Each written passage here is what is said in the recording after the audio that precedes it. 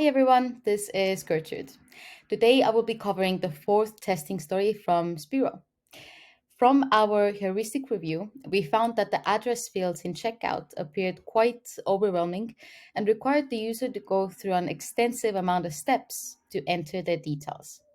Although there was an option to use address lookup, heat maps show that this field does not get a lot of attention, which can indicate that the step is easy to miss due to the number of fields. Now, our hypothesis was that if we hide the manual address fields and focus on the address lookup instead, visitors will find this step less overwhelming and will also be more motivated to enter their information, therefore increasing transactions or progression to the next step, which was the payment page. While we did hide the manual address fields in the variant, visitors were still able to access them via a text link underneath the address lookup field. Now, the results were quite positive. We saw a significant increase in people progressing to the payment step, which indicates that visitors on control were more likely to abandon the process if they got frustrated from the lengthy form fields.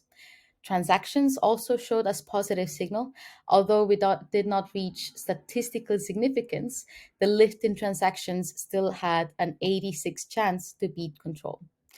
As expected, we found from heat maps that people in the variant were more likely to interact with the address lookup field in comparison to control, where people mainly just focused on the manual address fields.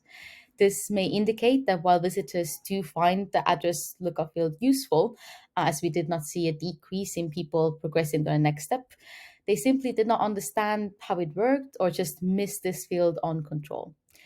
Now, as a next step, since we did see the positive results, we decided to implement this test.